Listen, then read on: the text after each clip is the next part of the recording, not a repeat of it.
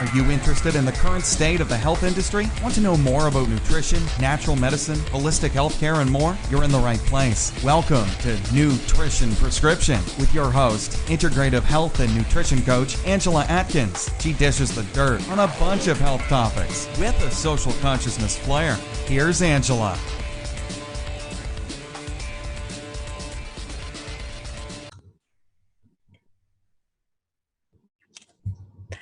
Hi, and welcome to Nutrition Prescription. This is Angela Atkins of Your Health Unbound, and I'm welcoming today my guest, Amy Lassiter. Amy is a licensed therapist and owner of Holistic Therapies and Consulting, which is located in Athens, Georgia. Her mission is to support moms who are ready to leave the frustration and overwhelm behind. These women learn to trade in their loneliness for connection through love, advocacy, and encouragement. Welcome, Amy. Thank you. So I'm going to be absolutely upfront here. This is our take 2 on this. We did a fabulous recording. So sorry that no one will ever hear it, but technology just blew up and nothing recorded. So we're doing this all over again just because it was such a great interview. You have to hear it again. You have excellent interviewing skills. Thank you. All right, let's move on. So today, Amy's going to talk about mindful life, catapult yourself into connection. You use the term mindful as it's written as a hyphenated word, really. So it's mind-full. That sounds very specific. I'd love for you to delve into that and tell us more about it. Well, for me, when I think of a mindful life, it's all about how we can use mindfulness to create the life that we want. You know, a lot of times there's a lot of frustrations and irritations and annoyance and overwhelm because we are working so hard at just moving through life, but we aren't being mindful about it, and then we get frustrated when we don't get what we want. So if we want to get what we want, we need to have a mindfulness skill set to have a mindful life. And I'm certain there are methods that need to be approached because mindfulness, as we discussed earlier, is not an easy thing for some people. It's a hot topic. A lot of people talk about mindful living. Mm-hmm. You can read it everywhere. Mm-hmm. But it's not something that comes to us naturally. I mean, especially in this world where it's hectic and we're doing 1,000 things and we have no time for ourselves. Mm-hmm. How does one get to a mindful life? Well, I think first, in order to, start to learn how to practice mindfulness is kind of understanding that I always encourage people to start by thinking about it from an observational standpoint, that you want to take what I call a bird's eye view or God's eye view, whatever people are most comfortable with, or even as if you're a narrator of a story. And so when we step back and view a situation, that's when we can start to see how things are playing out and how we can see things in a more realistic manner and what is actually happening. A lot of times, emotions are coming into how we perceive and how we hear things, and we miss the things that are actually being said. So when we take that standpoint and we back away from a situation a little bit through those different perspectives, that's when we can really start to see what's actually going on. Okay. So one of the bullet points basically that we were looking at is talking about self-care. Tell me how self-care, you need to have a new or a fresher perspective on life situations. Well, oftentimes, and that goes back into when we think about our irritations, our frustrations, we're usually thinking back about something that happened. We all love our partners and our husbands and wives, but sometimes we get really annoyed. And so we're kind of ruminating and kicking around a situation, that a fight that occurred or an argument. So when we're thinking about that, we get all of those same intense emotions about it. And when we have those intense emotions coming in through it, we can't really see what's going on. What might the other person be seeing or experiencing? How are you feeling and reacting to that? And when we step back and get that fresh perspective and observe it and write it like we're a storyteller, it makes it easier for us to see what is actually going on. How did I say upset this other person? Oh, well, my husband might have felt like I was ignoring him because of some of, the words that I used. I wonder how it, my feelings played into those words I used. What would have happened if I used different words? I know previously we had spoken about this feeling of disconnect. And I had mentioned, is this primarily women? Mm-hmm. And I think one of the issues that I felt I understood is that it does happen to basically primary caregivers. You're obviously seeing more women at this point. Mm-hmm. But tell me, why does this happen to primary caregivers, where they lose the sense of themselves?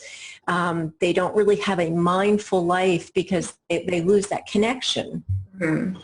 And that it happens a lot among primary caregivers because they are so busy taking care of everyone else that they forget to make sure that they're on the list of people they take care of. They're so busy keeping up with, in this case, if we're talking about moms, the school work and the school functions and who needs to go where and the after school activities.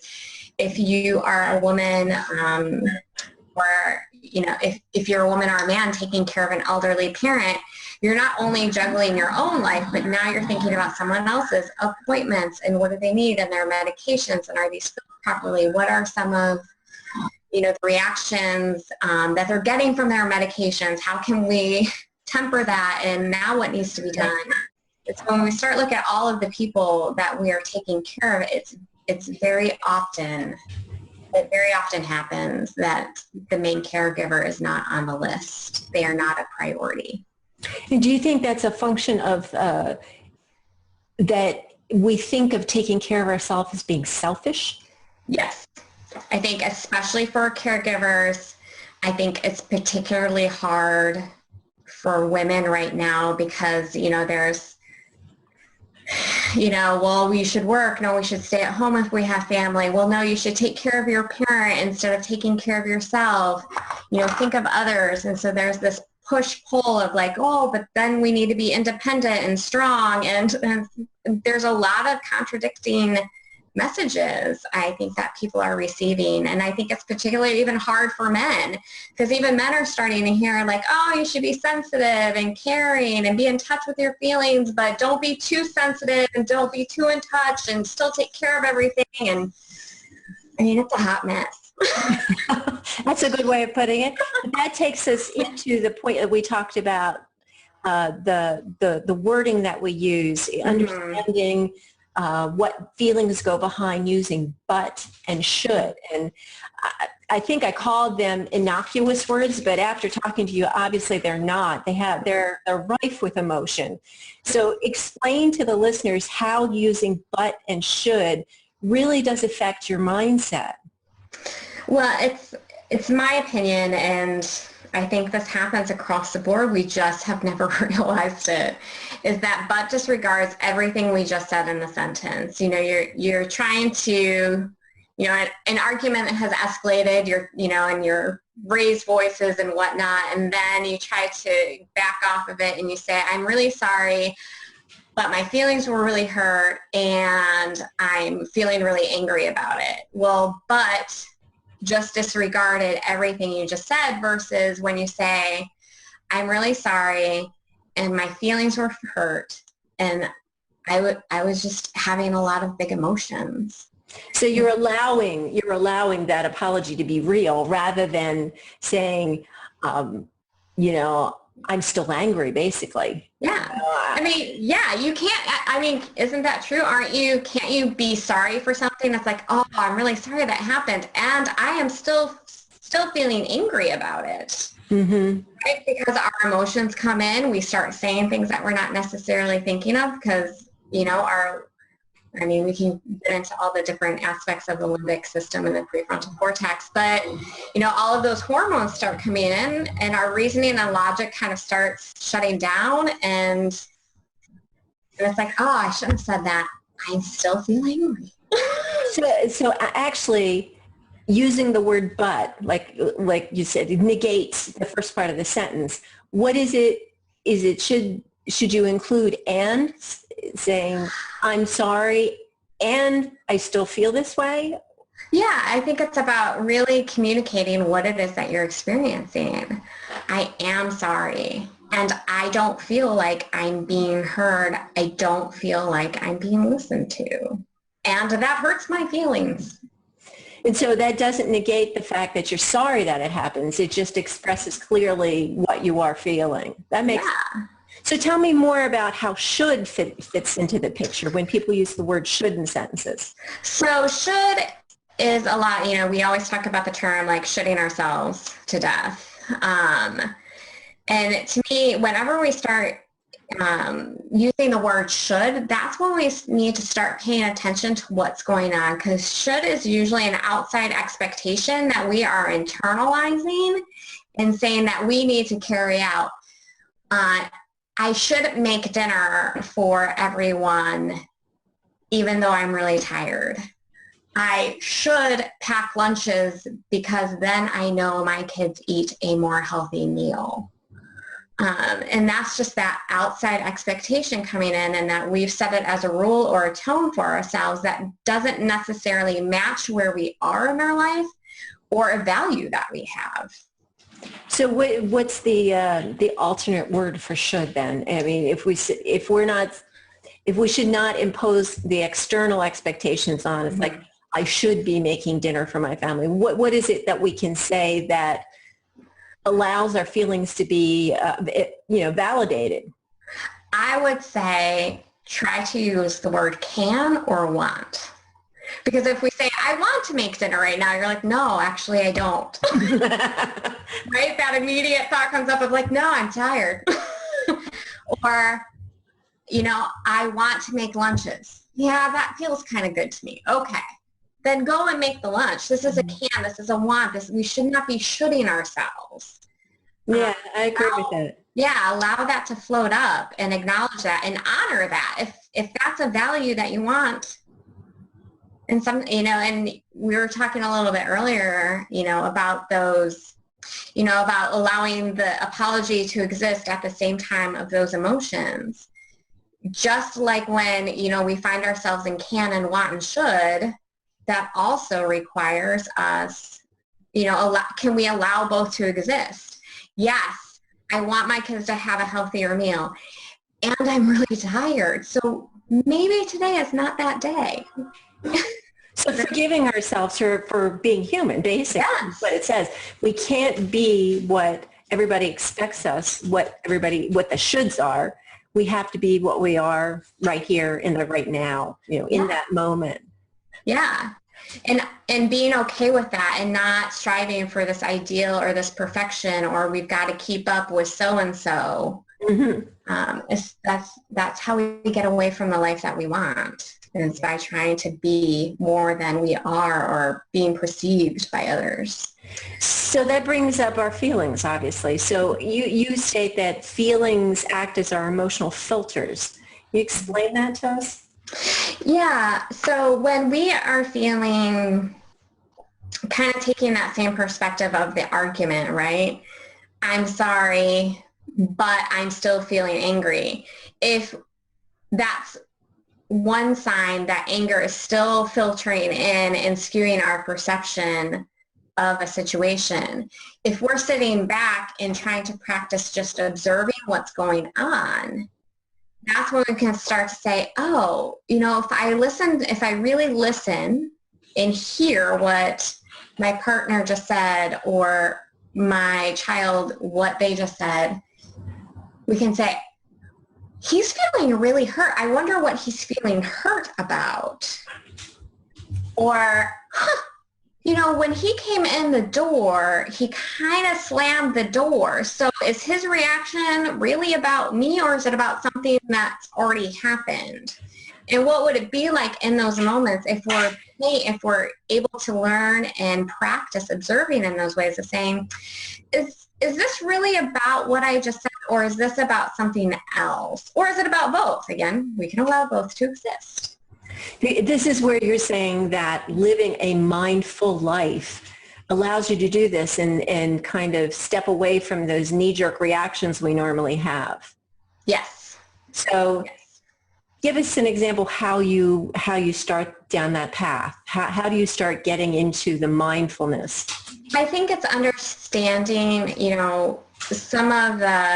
so we talk a lot about understanding, checking in with our expectations. I think that's a really great way to start really figuring out where we are operating from, and also understanding what emotion that we're actually feeling, and what words are phrases that we have a tendency to have when we are experiencing some type of stress. I know for myself that when I am struggling, especially when I'm trying to push something through and I'm trying to get my energy, or I'm trying to not be so anxious, I'll say, it's going to be okay, it's going to be okay, it's always okay. And when I start repeating that phrase in my head like that, that's my first red flag that I'm under some stress.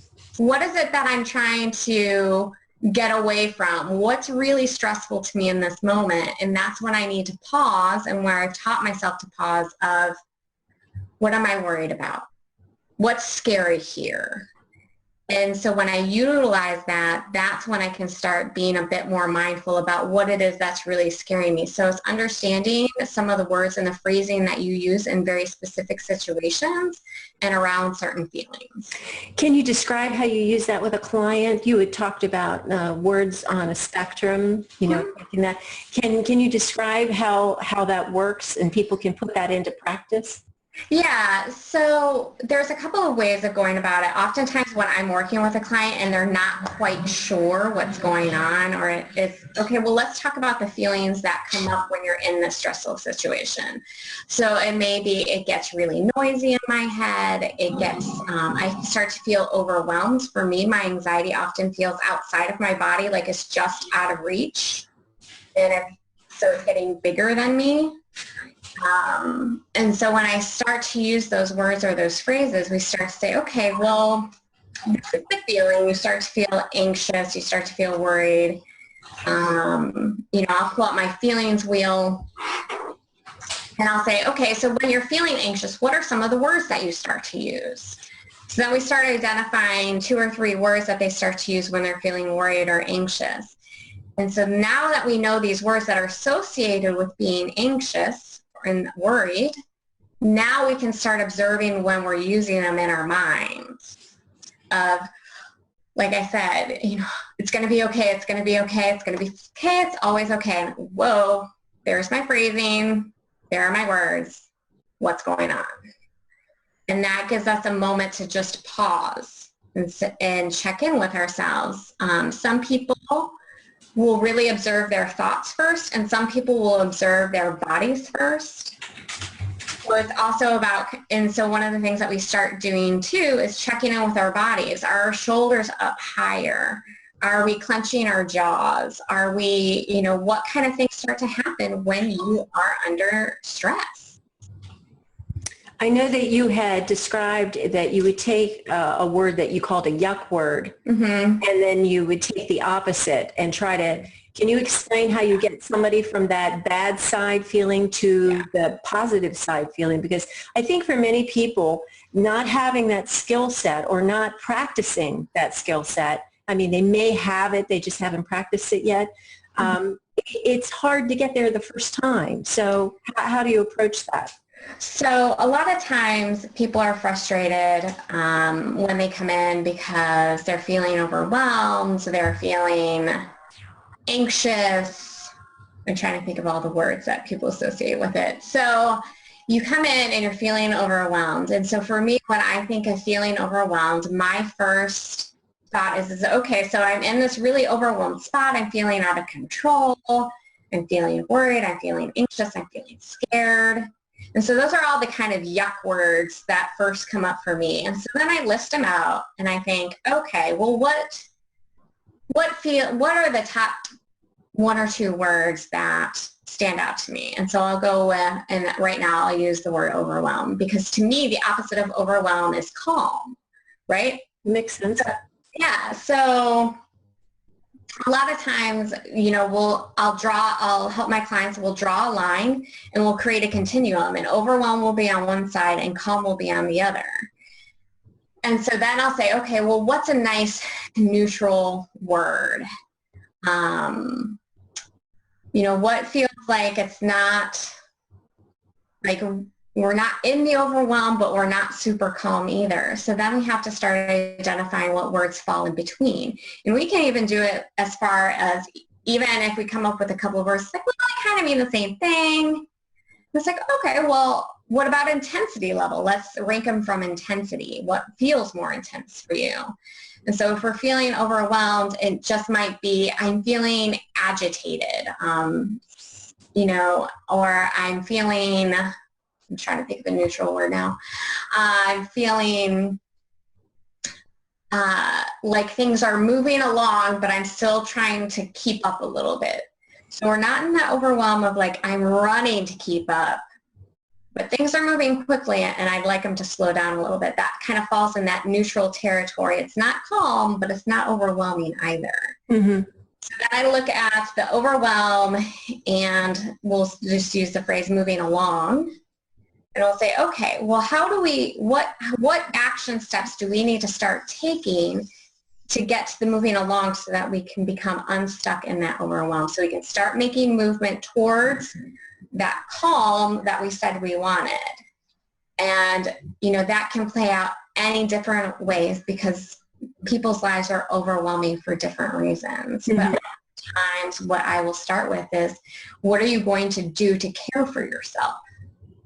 How are you going to take care of yourself, 1 time this week or 2 times, over the next week? How can we make sure and make the space in the room for you to make sure that that happens for you? I know you mentioned that it was a lot easier to do things in a range rather than say, I'm going to exercise 5 times a week. Giving yourself a range was more accomplishable. So how do you do that with mindfulness? So it's really, mindfulness is also about creating some time, especially when you're first starting to practice it. You really need to create just a little bit of time in your day to sit and reflect about what happened. How did that go? How could it have been better? So a lot of times what I'll do is, and that's what the freebie, the gratitude journal helps you do each day. There's some short exercises. It asks you some questions. It asks you to create an action plan of 1 to 3, right? Because we want to give ourselves some room of actionable steps that we can go to creating the feeling that it is that we want. And then we check back in at the end of the day and say, how did that go? What could I change a little bit that might have made that experience better? We really have to learn how to pause in our lives and reflect and, just honestly look at what's going on, because if we're not pausing to see what's going right, and if we're not pausing to see what's going wrong, we're not going to be able to create the life that we want. Yeah, I understand that. And Amy did mention that she's offering a freebie to the listeners. It's a gratitude journal she's developed. There will be a link below the podcast for you to go to and pick it up. Is there anything else you want to add to help people develop that mindful life? Just don't be afraid to practice. Everyone gets really frustrated, I think, because they're like, oh, I'm not doing it right. And it's like, well, no. If you've been practicing a thought pattern for, 30 plus years, do you think that you're going to get it right straight off the bat? That's unrealistic. So don't be afraid to keep practicing it. And if, you miss a day, That's okay. You're a human being. Life happens. Go back and try again. Don't be afraid to try. That's when we're learning, and that's when we're growing. And that's when you're going to get the hang of being and practicing mindfulness. Great. Well, thank you, Amy. Is there a way that the listeners can get in touch with you if they want to learn more? Sure, they can go check out my website. It's lassetertherapies.com, Lasseter therapies, IES.com. And we've got the company and the bio and all the other wonderful people at the practice. That's fantastic. Well, I thank you for taking time, not only once, but twice to do this. Thankfully, we got this recorded the second time. Again, you were just listening to Amy Lasseter of Holistic Therapies and Consulting, and please stop by and visit her website and pick up the freebie, her gratitude journal. And I thank you again, Amy, for joining us, and thank you everyone for listening, and we'll join us here again on Nutrition Prescription. Thanks so much for listening to Nutrition Prescription with your host, Angela Atkins. Find her online at yourhealthunbound.com, Twitter at Angela C. Atkins, and Facebook.com/Angela Atkins HN Coach. We'll see you next time.